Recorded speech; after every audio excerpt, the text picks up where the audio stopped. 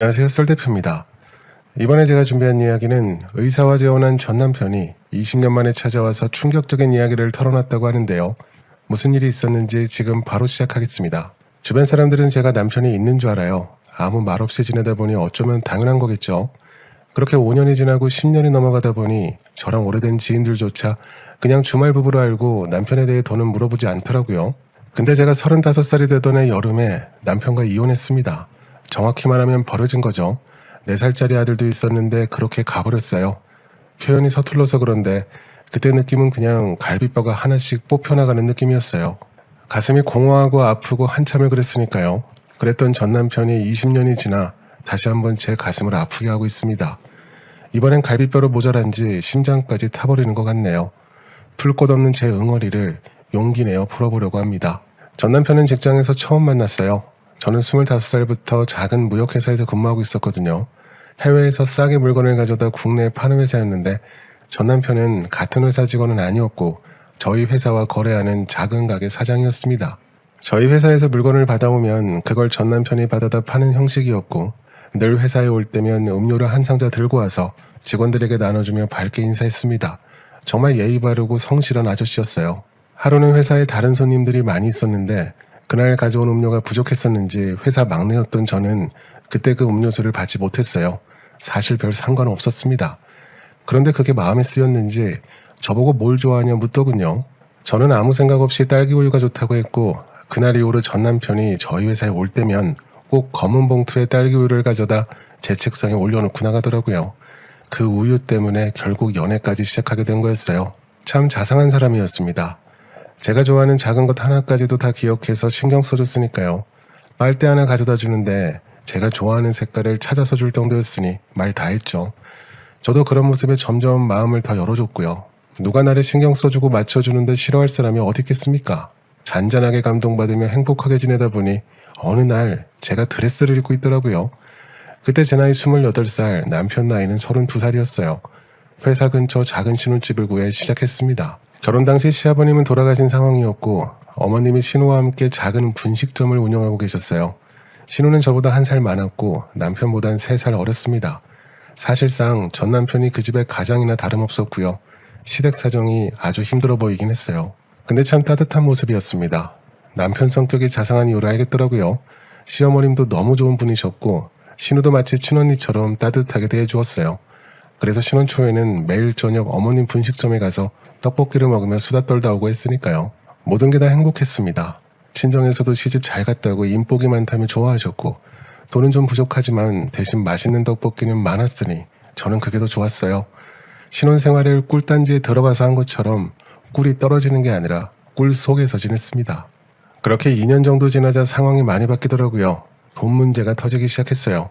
제가 다니던 직장이 하루아침에 문을 닫았고 저는 실직하게 되었습니다. 그 당시 뉴스에서 국제정세가 어쩌고저쩌고 했지만 그래도 저희 회사는 규모가 있어서 버틸 줄 알았는데 한순간에 회사가 문을 닫아버리더라고요. 그때 제일 먼저 떠올랐던 게 남편 가게였습니다. 저희 회사랑 비슷한 사업이니 당연히 여파가 있다고 생각했어요. 근데 역시나 남편의 가게 상황이 심각하더라고요. 1달 전부터 적자가 나기 시작했다고 그때까지도 이번 고비만 넘기면 된다고 했는데 결국 그 언덕을 넘지 못했습니다. 남편 가게도 문을 닫게 되었어요. 저는 다른 직장을 알아보러 다녔고 남편은 지인 사장님들을 만나러 다녔습니다. 정신없이 지내고 있었는데 그때 임신 사실을 알게 되었어요. 내 인생에 폭우가 쏟아지는 것 같았습니다. 아직도 아들을 보면 가슴 한구석에 미안한 느낌이 있어요. 저는 임신 소식을 들었을 때 웃지 못했거든요. 행복이 아니라 걱정부터 되기 시작했습니다. 결국 심각한 표정으로 남편에게 임신 소식을 알렸고 남편은 제 얼굴을 보더니 미안하다며 울더라고요. 남편이 운영하던 가게는 이미 다 정리한 상황이었고 저는 임신까지 한 마당에 직장도 못 구했죠. 남편은 계속 사람들을 만나러 바쁘게 다니면서 어떻게든 이 고비를 넘기려고 애쓰는 것 같았습니다. 그러다 어느 날 밤늦게 남편이 집에 오더니 엄청 진지한 표정으로 이야기하더라고요. 잠시만 친정에 가서 지낼 수 있겠냐고 물었습니다. 저는 그 소리에 너무 놀라 벌떡 일어났고 그러자 남편은 무릎까지 꿇으며 저에게 부탁하더라고요. 이번에 직접 해외로 가서 물건을 팔아보겠다고 수입 수출이 막혀버린 상황이라 직접 들고 가서 팔아야 할 것 같다고 그러더라고요. 지금 사는 집을 팔아서 사업자금으로 쓰고 그 돈으로 쉽게 말해 보따리 장사를 하겠다고 다른 일도 다 찾아봤지만 지금껏 해왔던 일이 이것뿐이라 저보고 이해해달라고 했습니다. 그런 청천벽력 같은 소리에 하늘이 무너지는 것 같았어요. 임신까지 한 마당에 아이까지 품고 친정집에 뭐라고 하며 들어가겠나요? 근데 남편은 친정집에 가라고 이야기하는 게 나름 배려였다고 생각했나 보더라고요. 다음날 저희 집으로 시어머님과 신우가 찾아왔습니다. 오자마자 제 손을 잡고 울기 시작하셨어요. 이게 무슨 생리별이라며 뜯어 말리셨습니다. 남편은 결심이 서 있는 상황이었고 한참을 의논한 끝에 저는 어머님과 함께 지내기로 결정했습니다. 신우가 시집가서 어차피 혼자 지내고 계신다고 어디든 저 편한 대로 하라고 하시는데 제가 먼저 어머님과 지내겠다고 했어요. 저는 친정집보다 시어머님과 지내는 게 마음은 더 편했어요. 저희 부모님께는 이런 모습 보여드릴 수 없었습니다. 아마 그때부터 저에게 그런 버릇이 생긴 것 같아요.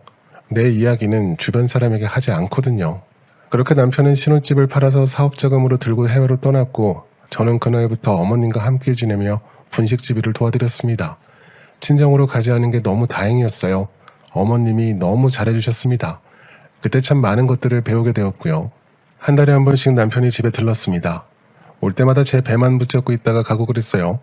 주말 부부라고 그냥 좀 더 바쁜 주말 부부라고 생각하시고 제가 웃으며 남편에게 이야기했고 그때마다 고맙다고 이 고비 잘 넘겨보겠다고 했는데 1년도 못 넘기고 남편은 돌아왔습니다. 어느 정도였냐면 짐 가방이 하나도 없었어요. 그때가 늦은 밤이었는데 가게 앞에 어떤 남자가 서 있길래 자세히 보니 저희 남편이었습니다. 낡은 잠바 하나만 입고 서서 들어오지도 못하고 우두커니 서 있더라고요. 저랑 어머님은 달려나가서 다친 곳은 없냐며 이것저것 살펴봤고 반년만에 더 말라서 돌아온 모습을 보고는 붙잡고 울었습니다. 남편은 혼자 얼마나 울었는지 눈물이 말라버린 것 같았어요. 모든 걸 다 잃었다고 하길래 어머님은 건강하면 괜찮다고 하셨습니다. 그날부터 남편도 어머니와 함께 분식집을 운영하게 되었습니다. 처음 몇 주는 많이 힘들어하고 표정이 많이 우울해 보였지만 사람 사는 게 다 그렇더라고요. 시간이 지나니 다시 기운을 차리는 것 같았네요. 이젠 배달도 직접 하겠다며 예전 모습이 보이기 시작했어요. 어머님은 그동안 소가리를 많이 하셨는지 아들이 돌아온 모습을 보시자마자 건강이 나빠지셨어요. 늘 괜찮다고 하시며 웃으셨지만 자꾸 의자에 앉으시고 힘들어하는 모습이 보여서 걱정이 되더라고요. 근데 하루는 옆구리가 너무 아프다고 하셔서 급하게 병원으로 모시고 갔는데 그때 처음으로 신장암 이야기를 듣게 되었습니다. 겉에 드러난 증상이 없어서 전혀 모르고 있었는데 의사 선생님이 혈뇨 이야기를 하시더라고요. 이 정도면 혈뇨가 몇 번 나왔을 텐데 왜 병원에 오지 않았냐고 왜 키워서 왔냐고 했어요. 남편은 그날 혼자 엄청 울더라고요. 변변한 치료도 한번 못 받아보시고 어머님은 결국 돌아가셨습니다. 남편은 계속 자기 때문에 엄마가 저렇게 되었다고 자기가 무능해서 그런 거라며 자책하더라고요. 그렇게 그 분식점은 저희 부부가 운영했습니다. 장례식 이후 친정에서도 저희 사정을 완전 다 알게 되었고요. 나중에는 친정아빠가 저에게 통장을 주시더라고요. 3천만 원이 들어있었습니다. 가게에 쓰라고 하셔서 그걸로 가게 외부를 좀 깔끔하게 다시 꾸몄습니다. 1년 정도 지나자 남편도 다시 의욕을 되찾았고 아이는 친정엄마가 봐주셔서 저는 분식집 주방에서 어머님이 알려주신 방법으로 열심히 만들었습니다. 남편은 주로 배달을 나갔고요. 그러면서 다시 예전 모습이 돌아오는 것 같았어요. 예전에 자상했던 모습도 돌아오는 것 같았고 신혼 때만큼은 아니지만 나름 알콩달콩 다시 지냈어요. 가게 일 끝나면 둘이 야식도 만들어 먹고 더운 날엔 가게에서 에어컨 틀고 냉면도 해 먹었습니다. 아이도 건강하게 잘 컸고요. 아무 걱정 없었네요. 근데 남편은 저랑 생각이 다른 것 같았습니다. 가게 수입이 점점 줄어든다고 걱정하더군요. 아무래도 요즘 대형 프랜차이즈 분식점들이 많이 생겨서 가격 경쟁에서 밀리는 것 같다고 했어요. 밤마다 혼자 앉아 계산기를 두드려 보더라고요. 남편이 직접 배달도 나가고 가격도 더 낮추고 새로운 메뉴도 개발하면서 열심히 지냈는데 시간이 지날수록 남편 표정은 더 어두워졌습니다. 그러면서 어느 순간부터는 가게를 비우고 밖으로 돌기 시작했어요. 그때부터 변하기 시작했습니다. 점점 배달을 나갔다가 꽤 늦게 돌아오더라고요. 어떨 때는 배달 나갔다가 식사도 하고 들어왔다고 할 때도 있었어요. 그게 다 단골 관리라고 아무렇지도 않게 이야기했지만 음식 배달을 나가서 함께 식사를 한다는 게 솔직히 말이 안 되잖아요. 저희 부부가 결혼 초반에 워낙 많은 일을 겪어서 그렇지 나이로만 보면 그 당시 제 남편이 38살, 제가 34살이었어요. 이상한 느낌은 들었지만 남편은 평상시처럼 저에게 늘 자상하게 챙겨주는 착한 남편이었습니다. 솔직히 그때까지는 남편이 예전에 하던 사업을 다시 하고 싶어 하는 건가 싶더라고요. 그래서 그때 알던 지인들을 만나러 다니는 줄 알았어요. 그렇게 몇 달이 더 지났고 나중에는 지방에 간다고 주말에 1박 2일로 내려갔다 오고 그러더라고요. 그래서 하루는 제가 진지하게 물어봤어요. 도대체 요즘 어딜 그렇게 다니는 거냐고 나한테 솔직히 다 이야기하라고 했습니다. 그런 소리를 들어도 마음은 계속 초조했어요. 근데 역시나 제 예상이 맞았습니다. 그날도 남편이 밤 늦게 들어오더니 저에게 진지하게 할 말이 있다고 잠깐 앉아보라고 하더라고요. 그때 갑자기 예전에 겪었던 일이 생각났습니다. 저는 최대한 웃으며 왜? 또 친정집에 가라고 하게? 이번에도 그런 소리 하면 가만 안 둔다고 했는데 남편 표정은 계속 무겁더라고요. 그러면서 한참을 뜸을 들이다가 저에게 꺼낸 말이 이혼이었습니다. 무슨 다른 사람 이야기하듯 표정에 변화 없이 자기가 여자가 생겼다고 그래서 함께 못 살겠다며 시작부터 끝까지 덤덤하게 이야기했습니다. 처음엔 장난치지 말라고 하다가 지금 이게 진심이냐고 묻다가 어떻게 그럴 수 있냐고 화를 내다가 나중에는 눈물이 터져 나오더라고요. 그 당시 저희 아들은 4살이었습니다. 남편은 계속 미안하다는 말밖에 안 하더라고요. 나중에는 저희 친정 부모님들이 와서 난리를 치셨는데 그때도 꼼짝없이 앉아서 다 맞고 있었어요. 얼굴이 붓고 피가 나도 그냥 가만히 앉아있더군요. 그런 모습을 보니 가슴이 아프고 그게 더 화가 나고 그때는 이혼 못한다고 했습니다. 사실 이혼 후 인생에 대해 생각해 본 적이 단 1초도 없었기 때문에 어떤 준비도 되지 않았어요. 그냥 남편은 계속 미안하다, 같이 못 살겠다 그 말만 반복했어요. 그러다가 그 상간녀도 만나게 되었습니다. 상간녀의 정체를 알게 되자마자 웃음밖에 안 나왔네요. 저희 가게 맞은편에서 작은 병원을 하는 의사였어요. 의사 여자 앞에 앉아 있으니 내가 왜 이혼당하는지 그제야 확실히 알겠더군요. 정말 허탈했습니다. 그동안 그 많은 일을 견디며 살았었는데 그 여자는 차분하게 이야기를 하더군요. 자기는 올해 43인데 지금까지 이혼만 2번 해봐서 이혼에 익숙하다고 하더라고요. 그러면서 저보고 너무 미안한데 나도 이러기 싫은데 어쩌다 보니 여기까지 왔다고 미안하다고 했습니다. 그날부터 지금까지 제 몸의 뼈가 하나씩 녹아 없어지는 기분이었습니다. 처음엔 이혼 못하겠다고 했지만 몇 달 지나자 현실이 보이더라고요. 그래서 도장 찍고 이혼해줬습니다. 위자료는 그 여자에게 5천 받았고 남편은 가게랑 집이랑 다 저에게 넘겨주더라고요.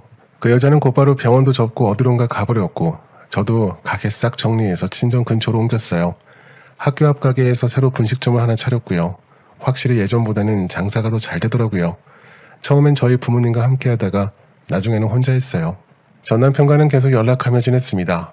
연락이라고 하기 좀 우스운 게 한 달에 한 번 양육비 때문에 입금했다는 한 줄의 문자만 받았으니까요. 그나마 그 문자도 서로 연락처 확인 겸 보내는 것 같았습니다. 남보다도 못한 관계가 돼버렸어요. 저희 아들이 중학교에 입학하는 날 전 남편에게 장문의 문자가 왔습니다. 양육비 이야기를 하길래 이제 그만 보내주려나 싶었는데 양육비를 더 보내주겠다며 한 달에 150씩 보내더군요. 아들이 고등학교에 입학했을 때는 한 달에 200씩 보내줬는데 저는 그거 한 푼도 안 쓰고 그냥 통장에다 모아놓고 있었어요. 나중에 저희 아들 결혼할 때 주려고 그러자고 생각했거든요. 분식집이 나름 괜찮게 돼서 크게 쪼들리며 살진 않았어요. 저희 아들은 딱 중학생 때까지만 아빠를 찾았어요. 사춘기를 자기 아버지에게 몰아서 풀더라고요. 어느 날 저에게 오더니 이제 아빠 얼굴 그만 보고 싶다고 저보고 대신 전해주라고 하길래 알겠다고 했고요. 따로 설득하거나 그러진 않았어요. 전 남편도 그 이야기를 듣더니 그냥 알겠다고 했고요. 대학에 갈 때도 심지어 군대 갈 때도 단 한 번도 자기 아버지에 대해 한마디 하지 않았습니다. 첫 휴가 나와서도 온종일 분식집에 나와서 엄마 일 도와주다가 들어가더라고요. 저희 아들은 부족한 엄마 곁에서 나름 대학교도 서울에 있는 곳에 들어갔고요. 등록비 걱정된다며 국립대학만 찾아서 갔습니다. 말수는 적은데 지아빠 닮아서 은근히 자상해요. 군대 들어가기 전에 몇 달을 아르바이트 하더니 어느 날 갑자기 분식집 에어컨을 바꿔주더라고요. 그렇게 에어컨 설치하고 바로 다음 주에 들어갔어요. 저도 50이 넘고 그러니 아들만 보며 산다는 게 어떤 건지 더 실감이 났습니다. 그럴 때마다 전 남편이 조금 걸리긴 했어요. 그러던 어느 날 저녁에 분식집 마감 시간이었는데 누가 가게 문을 벌컥 열고 들어오더라고요. 가게 청소하다 깜짝 놀라 돌아봤는데 저희 전 남편이었습니다. 연락도 없이 불쑥 왔더라고요. 절 보며 환하게 웃으며 오랜만이라고 하는데 웃어야 할지 울어야 할지 마음감이 교차했습니다. 게다가 머리털도 다 빠져서 밖에서 스쳐 지나가면 알아보지도 못할 것 같더라고요. 마치 오랜만에 만난 친구처럼 밝게 인사하길래 너무 당황스러웠고요. 아무 말도 못하고 있었습니다. 어쩜 그렇게 아들하고 똑같이 행동하는지 들어오자마자 가게 테이블을 흔들어보고 의자도 눌러보며 고장난 거 있나 확인하고 선풍기는 잘 되는지 에어컨은 잘 나오는지 하나하나 손을 대보며 확인하더라고요. 저희 아들도 몇 달 전 휴가 때 가게에 오자마자 똑같이 그랬거든요. 그 모습을 보니 가슴이 참 먹먹했습니다. 그러면서 에어컨은 잘 나와서 다행이라고 웃더군요. 그래서 제가 갑자기 무슨 일로 찾아왔냐고 퉁명스럽게 물었습니다. 전 남편은 제 얼굴을 빤히 쳐다보며 그러더군요. 남은 위자료 갚으러 왔지. 저번에 다 못 줬잖아. 무슨 뚱딴지 같은 소리냐고. 그때 집이며 가게며 다 넘겨준다고 하고 끝난 거 아니냐고 했어요. 그러자 그건 원래 제 몫이었다고 하면서 품속에서 봉투를 하나 꺼내서 테이블에 올려놓더라고요. 당장 내일 은행 문 열리면 이것부터 넣으라고 들고 있지 말라고 하더라고요. 저는 봉투를 열어보지도 않고 안 받겠다고 싫다고 했는데 전 남편이 제 손을 잡더군요. 쓰기 싫어도 갖고만 있으라고 어차피 양육비도 안 쓰고 다 모아놓는 거 아니냐면서 이번에 주는 돈도 그냥 갖고 있으라고 하더라고요. 전 남편이 그렇게까지 말하니 저도 더는 할 말이 없었습니다. 그렇게 전 남편은 나가버렸어요. 나중에 그 봉투를 열어봤는데 수표가 여러 장 들어있었어요. 하나하나 숫자를 세어봤는데 기겁할 뻔했습니다. 1억짜리 수표 4장에 1000만원짜리 수표 5장이 들어있더라고요. 대체 이게 무슨 돈인가 싶었습니다. 다음날 바로 전 남편에게 전화했어요. 그때가 20년 만에 처음으로 전화해보는 거였습니다. 전 남편은 바로 봤더니 저보고 대뜸 일단 은행에 넣어 들고 다니지 말고 이러는 겁니다. 그래서 절대 싫다고 했어요. 그렇게 한참 동안 전화로 실랑이를 벌이다가 결국엔 만나기로 했습니다. 근처 카페에서 기다리고 있는데 전 남편이 들어오더군요. 제 앞에 앉자마자 예전엔 커피도 못 마시더니 이젠 마실 줄 아냐며 묻길래 요즘은 술도 잘 마신다고 되받아쳤습니다. 일단 이 봉투부터 다시 가져가라고 했어요. 전 남편이 그러더라고요. 나 이제 돈 많어. 이거 줘도 굶어 죽고 그러지 않아. 그래서 제가 의사 남편 되니 돈 많나 보네. 그 소리를 듣자 남편이 웃더군요. 이혼한 지 10년도 더 됐는데 무슨 의사 남편이냐며 지금 그 여자는 4번째 남편하고 지낸다고 하더라고요. 전 남편은 작은 무역회사를 하나 운영하는데 제법 잘 된다고 했어요. 그러면서 대뜸 더 늦기 전에 주고 싶었다고 나중에 아들 결혼할 때 작은 집이나 하나 해주라고 하길래 그때부터 뭔가 이상하긴 했습니다. 이제 군대 들어간 아들에게 무슨 결혼 자금을 주냐고 물어봤지만 대답하지 않았습니다. 계속 찜찜했어요. 그렇게 그날 대화는 끝이 났고 집에 와서도 계속 생각나더라고요. 머리털도 다 빠져서 홀쭉해서 온 모습이 자꾸 떠올랐습니다. 갑자기 돈을 주는 것도 이상했고요. 그래서 다음날 전 남편 집으로 가봤습니다. 예전에 받아놓은 주소가 있어서 찾아가 봤어요. 판교에 있는 아파트더라고요. 가서 벨을 누르는데 현관문에서 백발 노인이 나오는 겁니다. 근데 저를 알아보고는 기겁을 하길래 자세히 보니 그때 그 상간녀 여의사였어요. 못 알아볼 정도로 늙어 있더라고요. 의사도 세월 앞엔 똑같아 보였네요. 저를 보자 기겁을 하며 어쩐 일이냐고 하길래 전 남편 주소가 여기로 되어 있어서 왔다고 했어요. 그때 전 남편 이야기를 다 들을 수 있었습니다. 남편도 신장암이라고 하더라고요. 그 병이 유전적인 요인이 커서 시어머니랑 똑같이 그렇다네요. 자기도 최근 우연히 알게 되었다고 하면서 주변 사람들에게 이야기 안 하는 것 같아서 자기도 그냥 모른 척하고 있었다고 하더라고요. 아무리 그래도 전 남편이고 게다가 직업이 의사인데 책임감 없는 건 늙어도 마찬가지인 것 같았습니다. 그렇게 집에 돌아왔습니다. 그날도 분식집은 하지 못했어요. 일이 손에 잡히지 않더라고요. 자꾸 시어머님의 모습이 떠올랐고 왠지 전 남편도 그때와 비슷할 것 같다는 느낌이 들더라고요. 잠을 잘 수가 없었습니다. 20년 전 이혼하고 나서는 전 남편 생각만 하면 화가 끌어올라서 그냥 빨리 죽어버렸으면 좋겠고 벼락이라도 맞았으면 좋겠다며 저주했는데 마음이 계속 불편했습니다. 그런데 어찌할 수가 없었어요. 이 상황에 전 남편을 찾는 것도 웃기니까요. 그래서 제가 할 수 있는 최소한의 배려만 하기로 했습니다. 그 일이 있고 한 달 뒤 저희 아들이 휴가를 나왔거든요. 그래서 이번에는 아들 데리고 전 남편을 만나러 갔습니다. 아들에겐 미리 이야기하지 않았고요. 그냥 끌고 갔어요. 전 남편도 아들이 나오는 줄 모르고 있었고 그날 카페에서 두 남자가 서로를 보며 놀라더군요. 거기서 그때 받았던 돈 봉투를 꺼내놨습니다. 당신이 직접 아들에게 주라고 나는 못 받겠다고 했어요. 전 남편은 한참 동안 저를 물끄러미 보더니 제 손을 잡으며 고맙다고 하더군요. 그때부터 저는 계속 눈물이 나서 전 남편 얼굴을 볼 수 없었습니다. 아들은 계속 제 눈치를 보며 왜 그러냐고 했어요. 그날 그렇게 전 남편은 아들에게 돈 봉투를 줬습니다. 아들은 받지 않겠다고 했는데 제가 받으라고 했어요. 그 큰 돈을 주면서도 전 남편은 아들에게 계속 미안하다고만 했습니다. 평생 아비를 미워하고 욕해도 좋으니 기억만 해달라고 하더군요. 잘 자라줘서 고맙다고, 잘 키워줘서 고맙다며 미안하다는 말, 고맙다는 말만 하고 헤어졌습니다. 아들은 계속 무슨 상황인지 황당해했는데 정 궁금하면 나중에 직접 찾아가서 물어보라고 했어요. 이젠 분식집도 그만할 거니까 괜히 휴가 때 분식집에 오지 말라고 했습니다. 딱 거기까지가 제 역할이라고 생각했어요. 남편은 그 뒤로 1년을 넘기지 못하고 떠났어요. 다행히 아들 전역 후에 몇 번 만난 것 같았네요. 아들도 예전처럼 아빠를 미워하지는 않는 것 같았고요. 한 번 가면 오래 있다가 오더라고요. 근데 시간이 짧아도 너무 짧았습니다. 남편이 남긴 통장에 돈을 보며 참 많은 생각이 드네요. 이 숫자들이 뭔지 참 부질없어 보였습니다. 그 이유가 숫자 때문이든 여자 때문이든 마지막엔 결국 쓸쓸히 혼자 떠나더군요. 그때 처음으로 전 남편의 인생도 참 불쌍해 보였네요.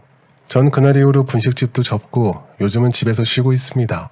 건강관리도 잘해서 나중에 며느리도 보고 손주들도 봐야죠. 지금까지는 저도 참 불행한 인생이었지만 남은 인생은 행복하게 지내려고 합니다. 다른 분들도 열심히 행복하셨으면 좋겠습니다. 제가 준비한 내용은 여기까지입니다.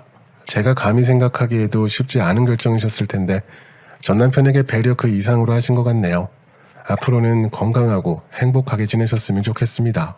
오늘도 저희 채널에 와주셔서 감사합니다. 지금까지 썰대표였습니다.